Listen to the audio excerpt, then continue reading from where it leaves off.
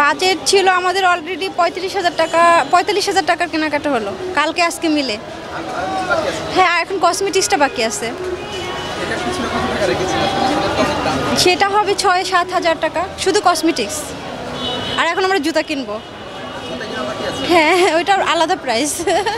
Husband আছে কি না? জি আছে। তাদের জন্য কি কেনা? তাদের জন্য আমরা কিনবো না, বিকজ আমাদের ওদের পছন্দ হবে না, কারণ প্রাইসটা একটু বেশি চাচ্ছে, আমরা এত টাকা দিয়ে কিনবো না। ছেলেরা কি আসলে কম টাকা দিয়ে কেনার ইচ্ছা আছে? না, ওরা বার্গেনিং করে না আমাদের মতো, ওরা নিয়ে নেয়, পছন্দ হলে নিয়ে নেয়, সেটা যত টাকাই হোক না কেন। হ্যাঁ, ওরা ঠকে যায় জানি না, কিন্তু করতে পারে না, ওরা দামাদামি করতে পারে না একদমই, একদমই না। ওরা যা চায় ওইটাই দিয়ে চলে আসে। আমাদের পছন্দ হইলেও টাকা না কমাইলে আমরা নিব না। হ্যাঁ, দিয়ে দেয় না, ওরা নিয়ে নেয়, টাকা বেশি হলেও নিয়ে নেয়। যেমন ওদের একটা পাঞ্জাবি যদি বলে যে 3500 টাকা, ওরা পছন্দ হলে 3 হলো নিয়ে নেবে। আমরা বলবো 1500, তারপর বলবো 2000, দেন চলে আসি না নিয়ে। ড্রেস নিলাম, দেখা যায় মোটামুটি ভালোই প্রাইস বলে, ওরা কমাতে হয় আর কি। কেমন বলে আসলে? আমরা দুজনে 2 বোন 2টা ড্রেস নিলাম, একই রকম দাম চাইছে 8,500 টাকা, ওইটা আমরা 4,000 টাকা নিলাম। দামাদামি করতে হবে, মানে ওরা ডাবল প্রাইস চাচ্ছে, যেটা দেখা যায় হয় না। ওরা 8,500 টাকাটা চাইছে, আমরা সেটা 4,000 টাকা নিয়েছি। আরও তো অনেক বেশি চাই। হ্যাঁ, অনেক চায়।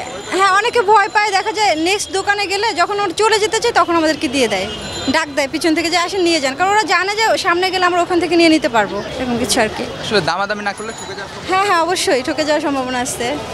আপু, আপনি কি আমি ড্রেস নিয়েছি। হ্যাঁ, কেমন দাম মনে হয়? মনে হচ্ছে অনেক বেশি দাম চাই আর কি, আগে অনেক রেঞ্জ চাই, ওদের কমাইতে হয়, মানে দরদারি করতে হয় ওদের সাথে, নাইলে দেয় না।